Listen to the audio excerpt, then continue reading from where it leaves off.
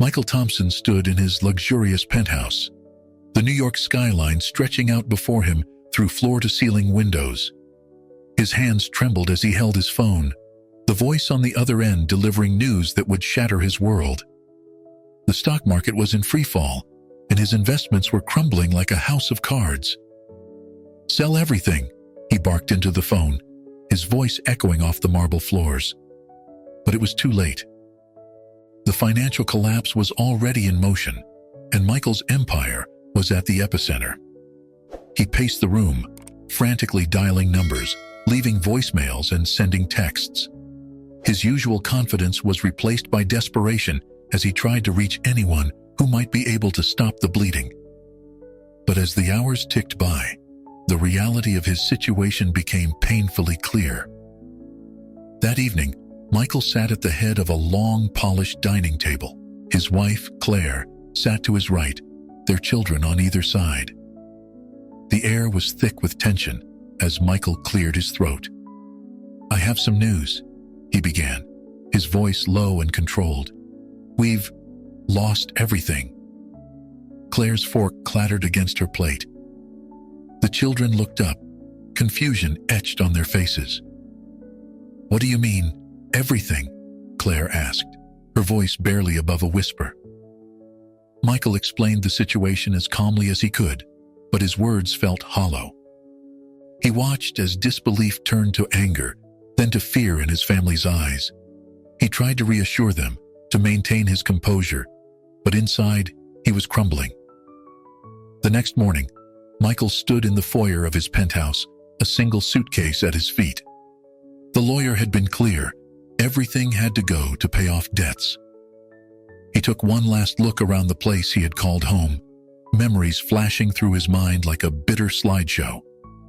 With a heavy heart, he stepped into the elevator and descended to the lobby. As he walked out onto the bustling New York street, he felt like a stranger in his own city. People rushed by, oblivious to his plight. He watched as a homeless man rummaged through a nearby trash can, a sight he had always ignored before. Michael walked aimlessly, his expensive shoes already starting to pinch as he covered miles he'd never walked before. He passed restaurants where he used to dine, stores where he'd spent fortunes. Now, he couldn't afford a cup of coffee. As night fell, the reality of his situation hit him like a physical blow. He had nowhere to go, no one to turn to. His phone, once constantly buzzing with messages and calls, was now silent. He had been abandoned by those he thought were friends, left to fend for himself in a city that suddenly seemed cold and unforgiving. Michael Thompson, once a titan of industry, found himself huddled in a doorway, his suitcase clutched to his chest, wondering how he would survive the night.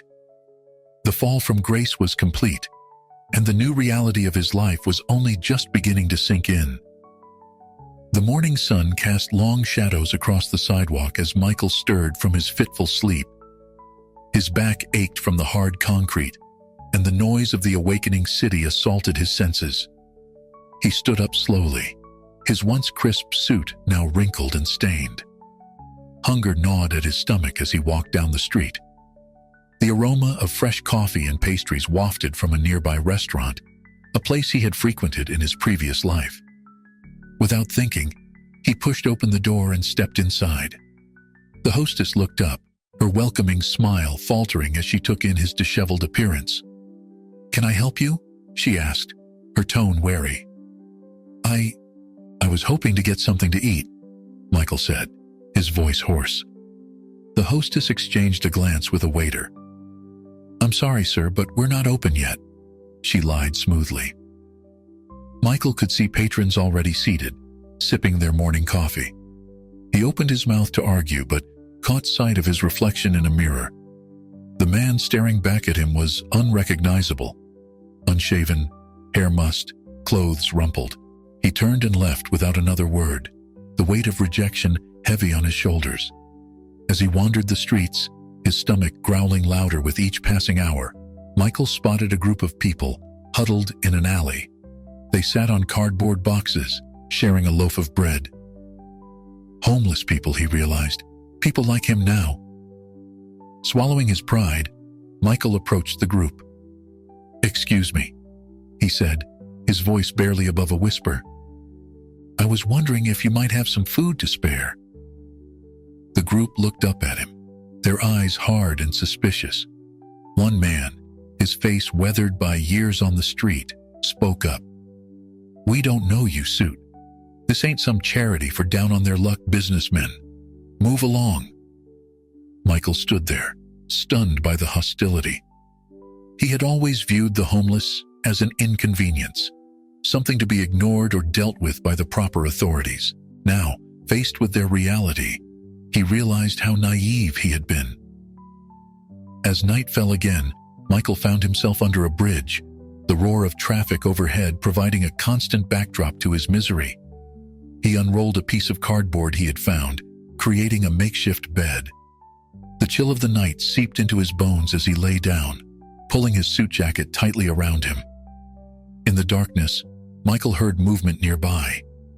His heart raced as he saw shapes moving in the shadows. Other homeless individuals, he realized, claiming their spots for the night. He watched as they settled in, some chatting quietly, others keeping to themselves. One man caught Michael's eye. He was older, with a scraggly white beard and kind eyes. The man nodded at Michael, a silent acknowledgement of shared circumstance. It was a small gesture, but in that moment, it meant everything to Michael. As he lay there, listening to the sounds of the city and the quiet murmurs of his fellow outcasts, the full weight of his new reality crashed down upon him. Tears welled up in his eyes, and for the first time since his world had collapsed, Michael allowed himself to cry. The sobs racked his body as he mourned for his lost life, his lost identity. He cried for the family he could no longer provide for, the respect he no longer commanded. But most of all, he cried for the years he had spent blind to the suffering of those around him.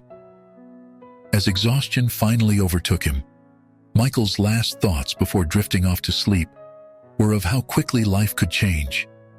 Yesterday, he had been at the top of the world. Today, he was fighting for survival on the streets of a city that no longer cared whether he lived or died.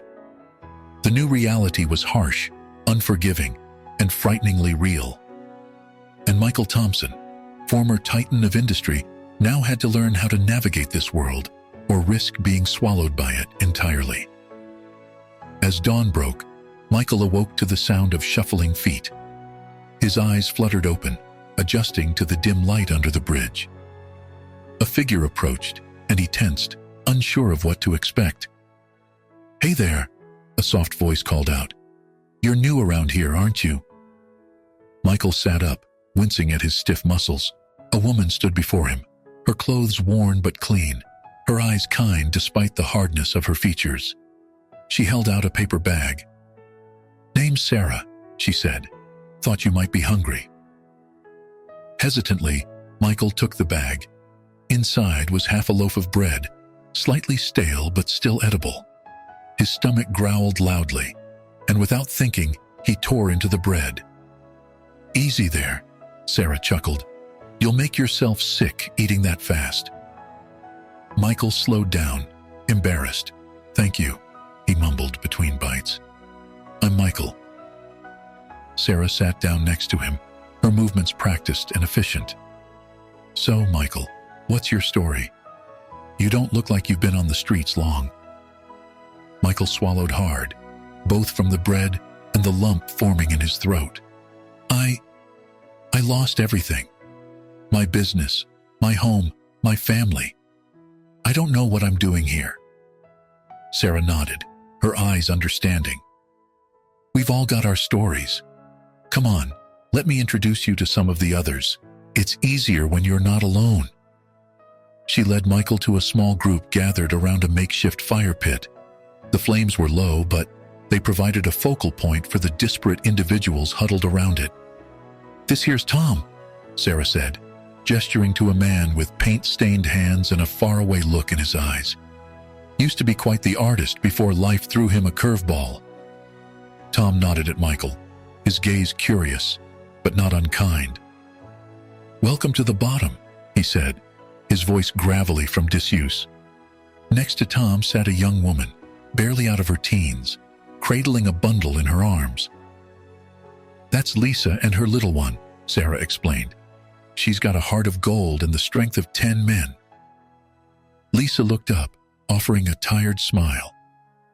"Nice to meet you, Michael," she said softly, rocking the bundle gently. As Michael settled into the group, Sarah began to explain their routines, where to find food, which shelters were safe, how to avoid trouble with the police. He listened intently, realizing how much he had to learn about this new world. Throughout the day, Michael observed the dynamics of the group. They shared what little they had, watched out for each other, and even managed to find moments of laughter amidst their harsh reality. As night fell again, Michael found himself helping to organize their sleeping area.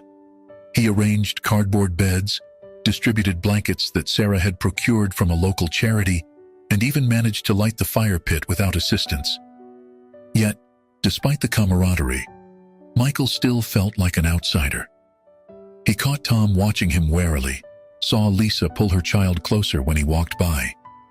Trust, he realized, was a luxury in this world, and he hadn't earned it yet.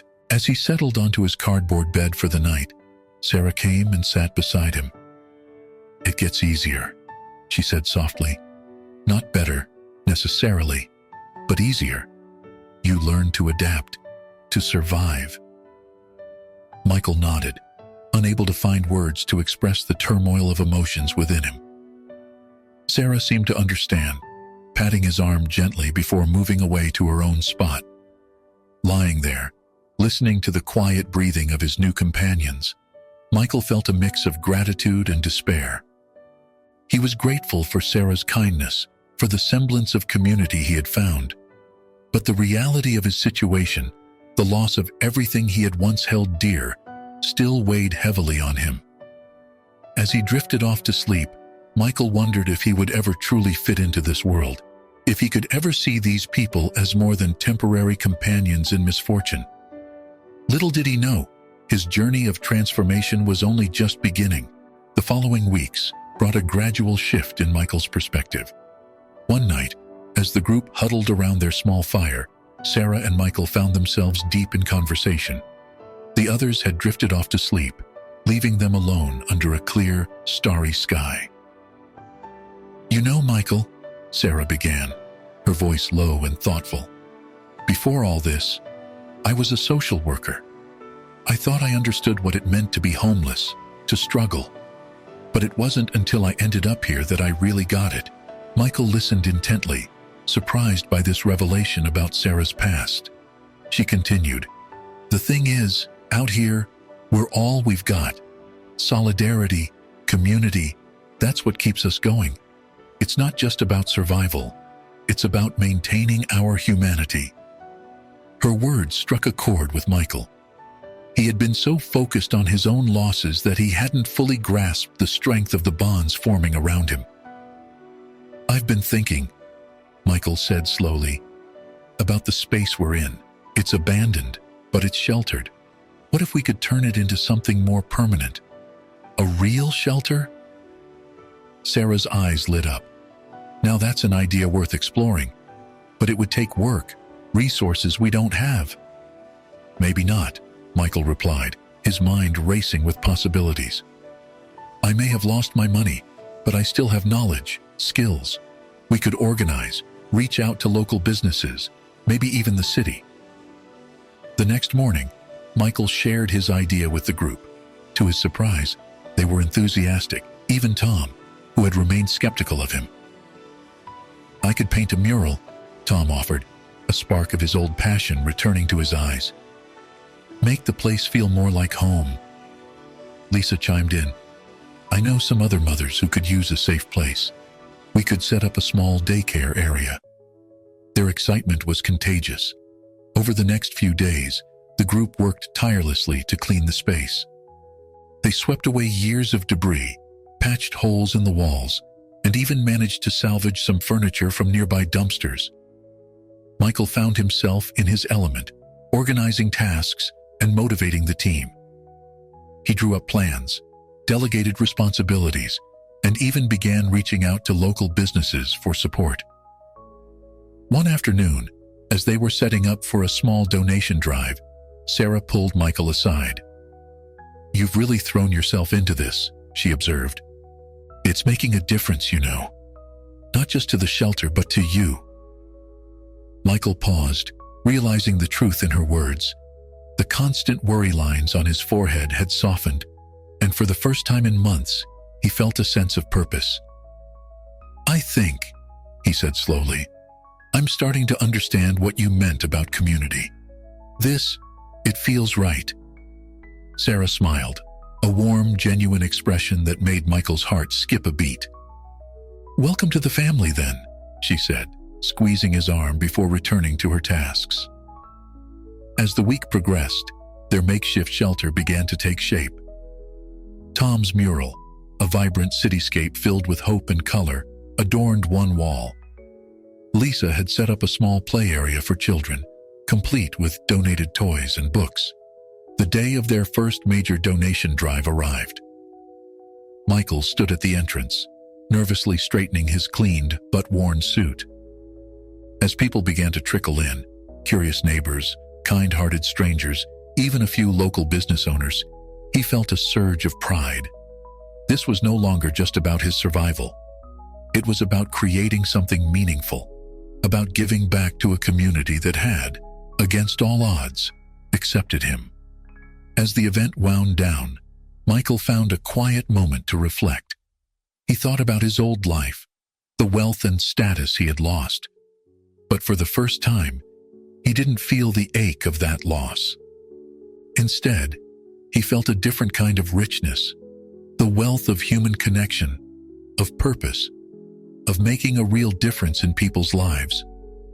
The transformation wasn't just in the physical space around him. It was within Michael himself. He was no longer the self-centered magnate, blind to the struggles of others. He was becoming someone new, someone who understood the value of community, of compassion, of using his skills for the greater good. As he looked around at the faces of his new family, Sarah's proud smile, Tom's renewed sense of purpose, Lisa's hopeful eyes, Michael realized that he had found something he never knew he was missing. He had found a home. As weeks turned into months, the makeshift shelter became a thriving community center. Michael's days were filled with purpose, teaching practical skills to other homeless individuals. He found himself sharing knowledge on financial literacy, job interview techniques, and even basic computer skills using donated laptops. One afternoon, as Michael finished a session on resume writing, he noticed Sarah watching him from the doorway, a small smile playing on her lips. "What?" he asked, suddenly self-conscious. "Nothing," she replied, stepping into the room. "It's just good to see you like this. You've come a long way from that lost soul I met under the bridge." Michael felt a warmth spread through his chest at her words. He had indeed changed, and much of that was due to Sarah's influence and unwavering support. "I couldn't have done it without you," he said softly, holding her gaze. For a moment, the air between them seemed charged with unspoken emotions. But before either could speak further, Tom burst into the room, his face alight with excitement. "Michael, Sarah, you've got to see this," he exclaimed, leading them to his latest mural. The wall, once blank and dreary, now depicted a vibrant scene of their shelter, with familiar faces of their community members woven into a tapestry of hope and resilience. Michael was stunned to see himself in the mural, standing alongside Sarah, their hands intertwined. "It's beautiful, Tom," Sarah breathed, her eyes misting over. Michael nodded in agreement, too moved for words. He felt a surge of affection for this ragtag group that had become his family. Later that evening, as the shelter quieted down for the night, Michael found himself sitting with Tom on the roof, looking out over the city skyline. "You know," Tom began, his voice uncharacteristically vulnerable, "I never thought I'd pick up a paintbrush again after after everything fell apart. Michael listened silently, sensing Tom needed to speak. But being here, being part of this, Tom gestured around them. It's given me hope again. And I'm scared, Michael. I'm scared of hoping and then losing it all again. Michael placed a hand on Tom's shoulder. I understand that fear, Tom. Believe me, I do. But what I've learned here is that when we fall, we have people to help us back up. That's what family does. Tom nodded, a single tear trailing down his weathered cheek. Yeah, family, he echoed, the word filled with emotion. As they sat in companionable silence, Michael reflected on how far they'd all come. Lisa, once timid and withdrawn, was now running a support group for young mothers. Tom had rediscovered his passion for art and was even selling some of his pieces to benefit the shelter. And Sarah had become the heart of their little family, her strength and compassion holding them all together. Michael's thoughts drifted to his old family, to Claire and the kids.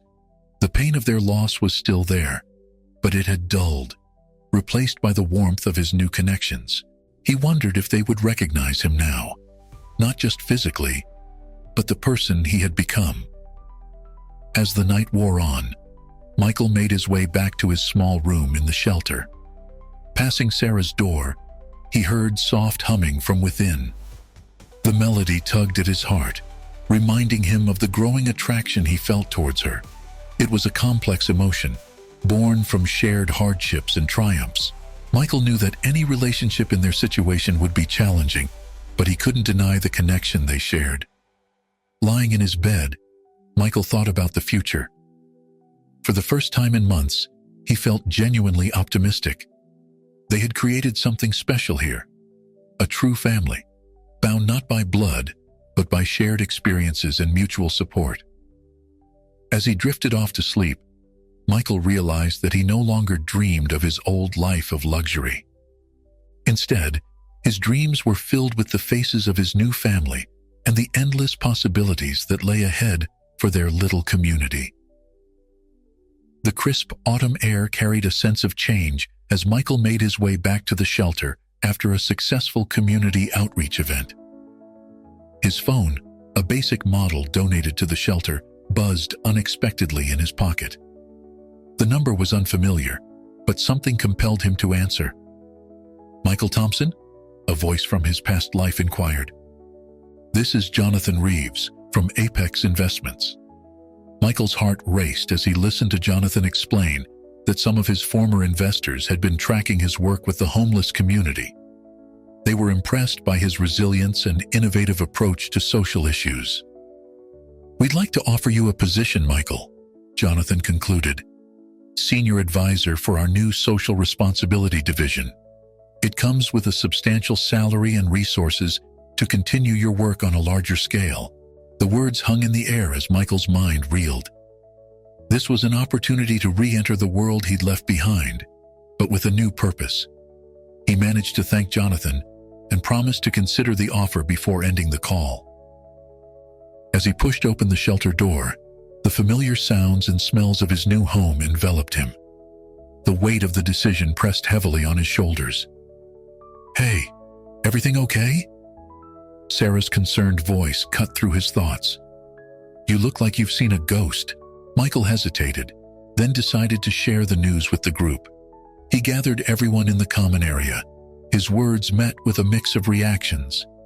Some, like Lisa, were excited about the possibilities this could bring for the shelter. Others, particularly Tom, seemed wary of the change. That's great, Michael, Sarah said, her voice strained despite her attempt at enthusiasm. You must be thrilled. Michael caught the flicker of worry in her eyes. I haven't decided anything yet, he assured the group. This is as much about all of you as it is about me. As the news settled, Michael found himself pulled in different directions. He spent the next few days in deep contemplation, weighing the pros and cons of accepting the offer. One evening, as he sat on the roof, Sarah joined him. The silence between them was heavy, with unspoken thoughts. "You should take it," Sarah finally said, her voice barely above a whisper. Michael turned to her, surprised. "What?" "The job. You should take it," she repeated, not meeting his eyes. "It's an amazing opportunity. You could do so much good with those resources." "But what about here? What about—" He trailed off, unable to voice the connection that had grown between them. Sarah finally looked at him, her eyes shimmering with unshed tears. "Michael, when I first met you, you were lost. Now look at you. You found your purpose. Maybe this is the next step in your journey." "I don't want to leave," Michael admitted, realizing the truth of his words as he spoke them. "Who says you have to?" Sarah challenged. "Maybe you can bridge both worlds. Use your position to bring more attention and resources to communities like ours." Her words sparked an idea in Michael's mind. What if he could leverage this opportunity to create real, systemic change? To be a voice for those who had been voiceless for so long. The next day, Michael called Jonathan back. "I'm interested," he said, "but I have some conditions." Over the next week, Michael negotiated tirelessly. He insisted on maintaining his connection to the shelter, on implementing programs that would provide job opportunities and support for homeless individuals across the city. As the details fell into place, Michael gathered the shelter residents once again.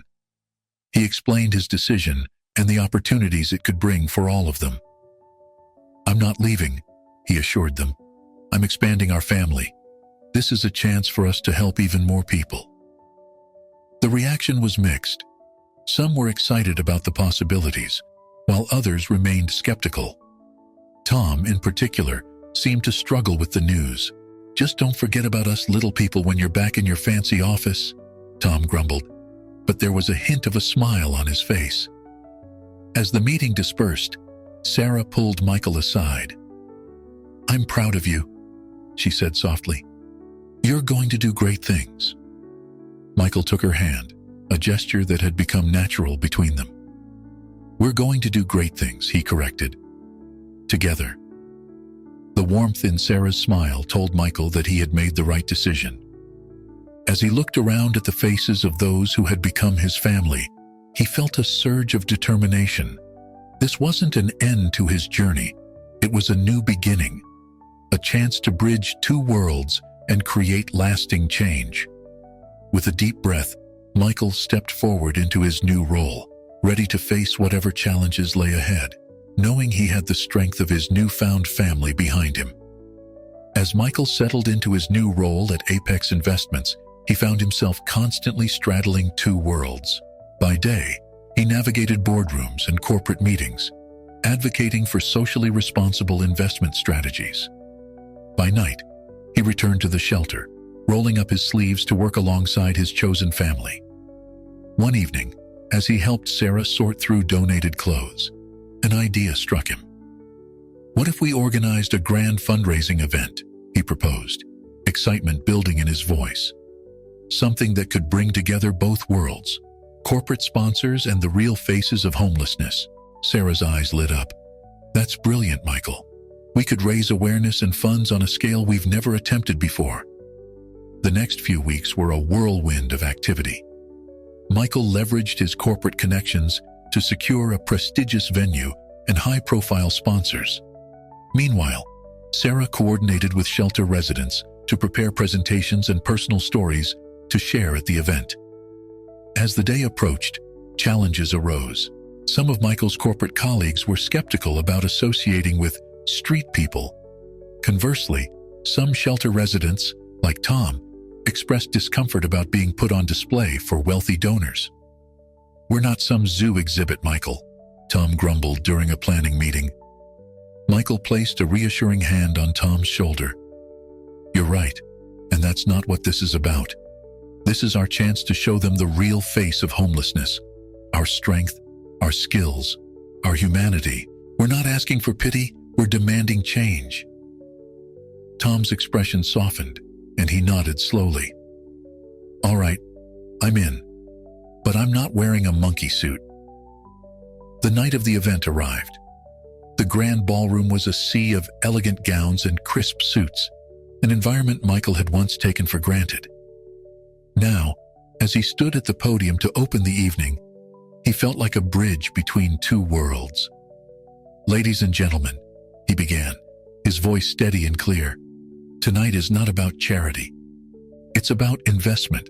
Investment in human potential, in second chances, in the very fabric of our society." As Michael spoke, he saw the faces of his shelter family scattered throughout the crowd. Sarah, resplendent in a borrowed gown, caught his eye and gave him an encouraging nod. The evening progressed smoothly. Corporate executives mingled with shelter residents, listening to their stories with growing understanding. Lisa's presentation on the challenges faced by homeless mothers brought tears to many eyes.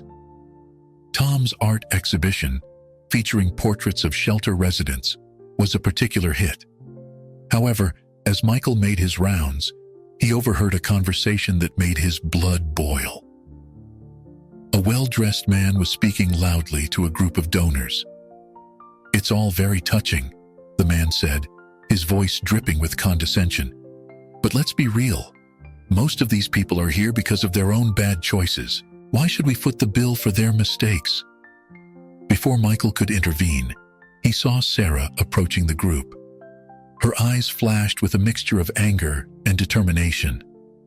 "Excuse me, sir," she said, her voice calm but firm. "I couldn't help but overhear your comments. I'd like to share my story with you, if I may." For the next few minutes, Sarah held the group spellbound as she recounted her journey, from successful social worker to homeless advocate, how a series of unfortunate events had left her on the streets, and how the support of a community had helped her rebuild her life. "None of us chose this life," she concluded, "but we do choose how we respond to it. And with support and opportunity, we can all contribute to society in meaningful ways." The man who had spoken so dismissively earlier now looked chastened. I had no idea," he stammered. "Thank you for sharing that." As Sarah walked away, Michael caught up with her. "That was incredible," he said, his voice filled with admiration. Sarah smiled, a mix of exhaustion and triumph on her face. Sometimes, all it takes is for someone to listen. As the event wound down, Michael found himself overwhelmed with emotion. They had exceeded their fundraising goal, but more importantly, they had changed perceptions. He saw business cards being exchanged, heard promises of job interviews and mentorship opportunities. In his closing speech, Michael looked out at the diverse crowd: corporate executives, shelter residents, volunteers, and donors, all mingling as equals. "Tonight," he said, his voice thick with emotion, "we've taken a step towards bridging the gap in our society. But this is just the beginning. Let's carry this spirit of understanding and cooperation forward to create a world where everyone has the opportunity to thrive." As applause filled the room, Michael caught Sarah's eye across the crowd. In that moment, he knew that together, they had started something transformative, not just for their shelter, but for the entire community. In the weeks following the grand event, Michael found himself increasingly torn between two worlds. The fundraiser had been a resounding success, bringing in substantial donations and opening doors for many of the shelter's residents. However, it had also thrust Michael back into the spotlight of the corporate world, a place he thought he had left behind forever. One morning, as Michael was preparing to leave for work, he received a call from Jonathan Reeves. "Michael, my boy," Jonathan's voice boomed through the phone. "The board is impressed. They want to offer you a more permanent position, Chief Impact Officer. It comes with a 7-figure salary and a seat on the board." Michael's hand tightened around the phone. That's quite an offer, Jonathan. I'll need some time to think about it." Of course, Jonathan replied. "But don't take too long. An opportunity like this doesn't come around often." As Michael ended the call, he he caught sight of his reflection in the mirror. The man staring back at him was a far cry from the disheveled figure who had first arrived at the shelter. He was clean-shaven, wearing a crisp suit, looking every bit the successful executive. But was that who he was now? Throughout the day, Michael found himself distracted by the offer. The money would allow him to do so much for the shelter, to expand their programs, to help more people. But it would also mean less time with the community he had grown to love, less hands-on involvement in the day-to-day struggles and triumphs. That evening, as he returned to the shelter, he was greeted by the usual bustle of activity. Tom was teaching an art class to a group of children, his face alight with passion. Lisa was organizing a support group for new mothers, and Sarah was everywhere, her energy and compassion seemingly boundless. "Hey, you okay?" Sarah asked, noticing Michael's distracted demeanor. "You've been quiet all evening." Michael hesitated, then decided to confide in her. They found a quiet corner, and he told her about the job offer. Sarah listened intently, her expression unreadable. When Michael finished, she was silent for a long moment. "What do you think I should do?" Michael asked, realizing how much he valued her opinion. Sarah took a deep breath. "I can't make this decision for you, Michael, but I can see how torn you are. Remember why we started this journey? It wasn't about money or titles. It was about making a real difference in people's lives." Her words struck a chord in Michael. He thought back to his days as a ruthless business magnate, focused solely on profit margins and stock prices. How empty that life had felt in comparison to the fulfillment he found here. "But with this position, I could do so much more," he argued, partly to Sarah, partly to himself. "We could expand our programs, help more people." "At what cost?" Sarah challenged gently. "Your time, your direct involvement, the personal connections you've built here?" Michael fell silent, the weight of the decision pressing down on him. He knew Sarah was right. The very things that made their work effective were the personal touches, the understanding that came from shared experiences. As they sat there, Tom approached, a concerned look on his face. "Everything all right?" he asked, his eyes darting between Michael and Sarah. Michael made a split-second decision to be transparent. He explained the situation to Tom, watching as the artist's expression shifted from confusion to understanding. "You know," Tom said slowly, "when I first met you, I thought you were just another suit playing at being charitable. But you proved me wrong. You became one of us. Whatever you decide, don't lose that." Tom's words hit Michael hard. He realized that he had found something here that he had never had in his old life: genuine connection, purpose, and a sense of belonging. As the night wore on, Michael found himself unable to sleep. He paced the roof of the shelter, the city lights twinkling below him. The two paths before him seemed to stretch out into the distance, one leading back to the world of corporate power and influence, the other deeper into the community he had come to love. In the quiet of the night, Michael finally understood that this wasn't just a decision about a job. It was a choice about who he wanted to be, about the legacy he wanted to leave. The man he had become in these past months was someone he was proud to be, someone who made a tangible difference in people's lives every day. As the first light of dawn began to break over the city, Michael felt a sense of calm settle over him. He knew what he had to do. The path ahead wouldn't be easy, but he was no longer afraid of challenges. He had a family to support him, a community to fight for, and a purpose that went beyond personal gain. With a deep breath, Michael turned back towards the shelter, ready to face whatever the new day might bring. The internal conflict had been resolved, not by choosing one world over the other, but by finding a way to bridge them both, staying true to the person he had become. The crisp autumn air nipped at Michael's face as he stood outside the gleaming skyscraper that housed his former company. He adjusted his tie, a habit from his past life that still lingered, and took a deep breath before pushing through the revolving doors. The lobby was a cacophony of clicking heels and hushed business talk. Michael approached the reception desk, acutely aware of the curious glances thrown his way. He may have been dressed in a suit again, but he knew he carried himself differently now. Less arrogance, more purpose. "Michael Thompson for the 10 a.m. meeting," he stated, his voice steady despite the nervousness churning in his stomach. As he rode the elevator to the 50th floor, memories flooded back.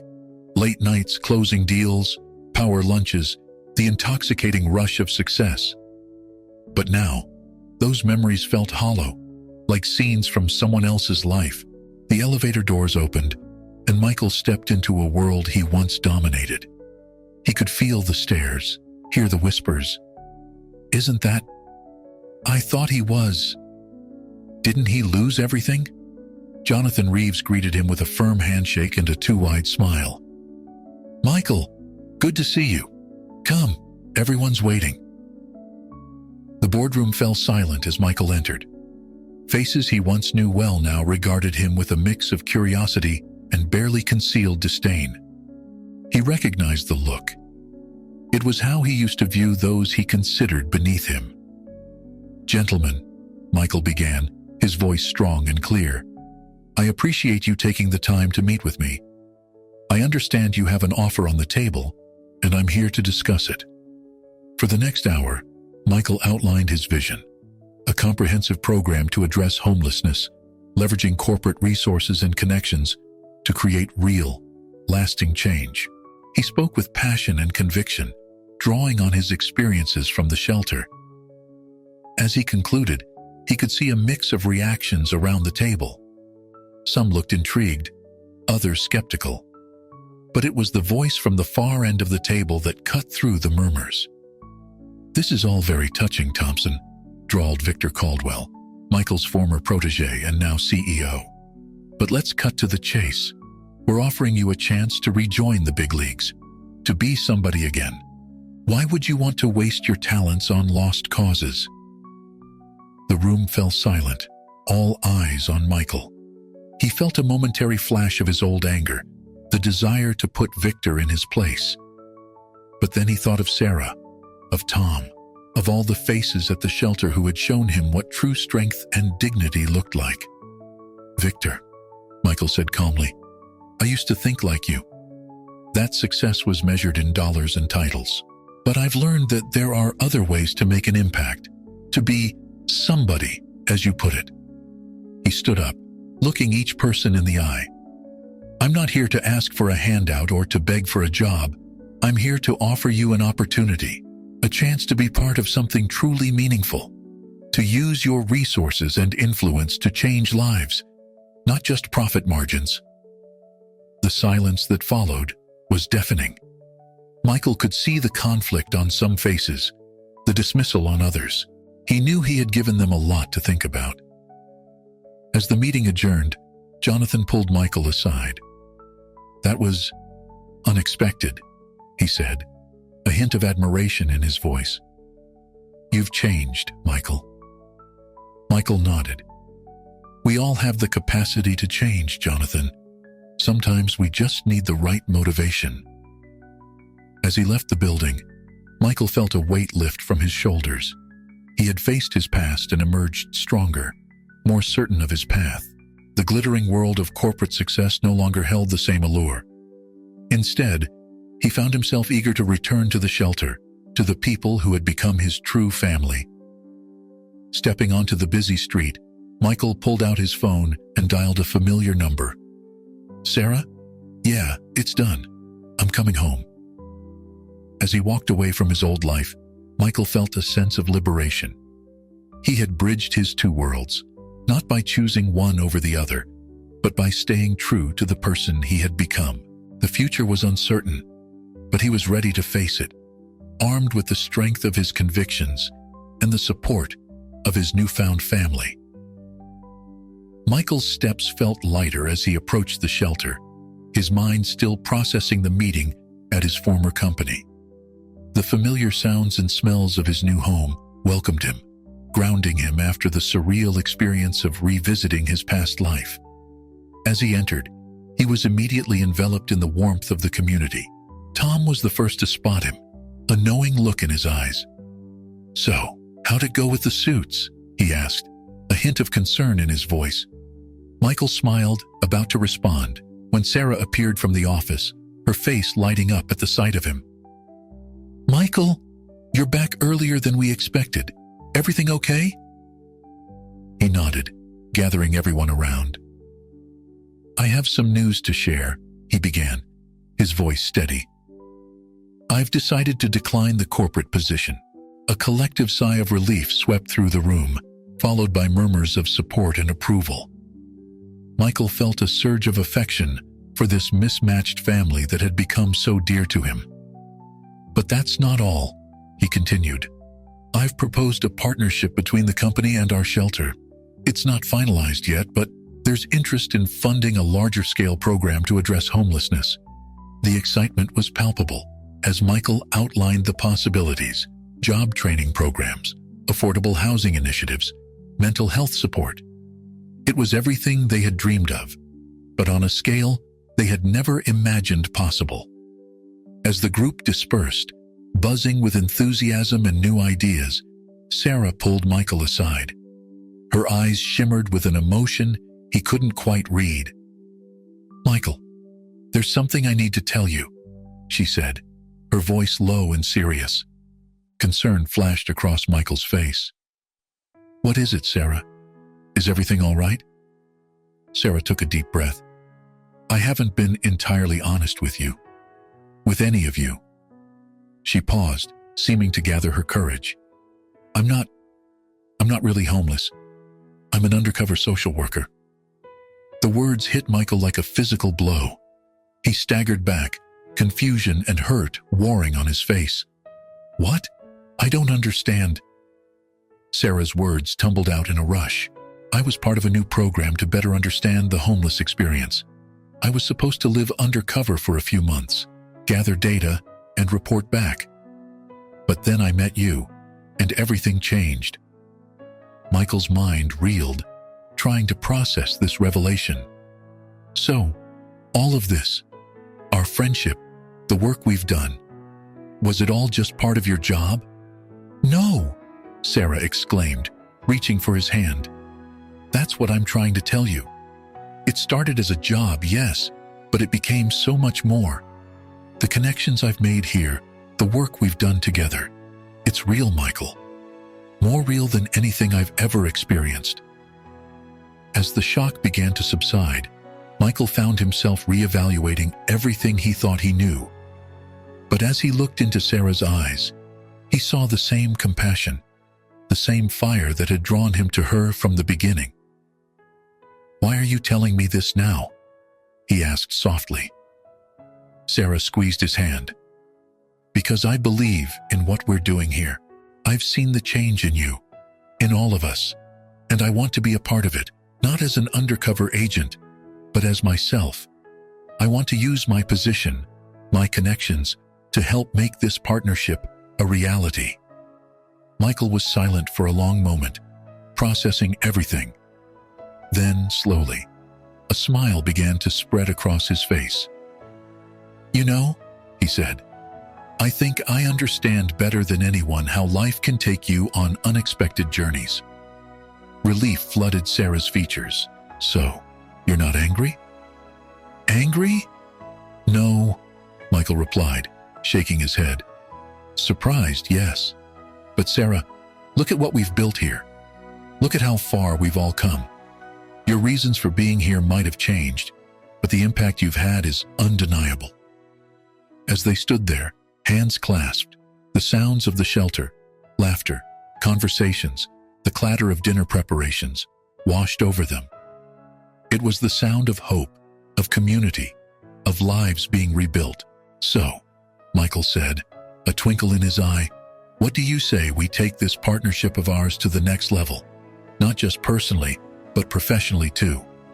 Your expertise as a social worker, combined with my business experience and our first-hand knowledge of life on the streets, we could really make a difference." Sarah's face lit up with excitement. "I say let's do it. Let's show the world what's possible when we bridge the gap between different communities, when we combine compassion with action." As they rejoined the others, sharing the news of Sarah's true identity and their plans for the future, Michael felt a sense of completeness. His journey had been full of unexpected turns, from wealthy magnate to homeless man, to community leader, and now to social entrepreneur. But for the first time in his life, he felt he was exactly where he was meant to be. The shelter buzzed with renewed energy as everyone began to discuss the possibilities ahead. Tom's artistic talents could be used for awareness campaigns. Lisa's experience as a young mother could inform family support programs. Every person there had a unique perspective to offer, a vital piece of the puzzle. As night fell and the shelter quieted, Michael stood on the roof, looking out over the city. The glittering skyscrapers no longer represented a world he had lost, but a resource to be tapped for the greater good. The streets below were no longer just a place of hardship, but a community filled with untapped potential. Michael Thompson, once a titan of industry, then a man who had lost everything, now stood as a bridge between two worlds. With Sarah by his side and a family of unlikely allies behind him, he was ready to embark on the most important venture of his life, not to amass wealth, but to create lasting, meaningful change. As he turned to head back inside, Michael smiled to himself. The story of Refugio na Tempestade, refuge in the storm, was far from over. In fact, it was just beginning.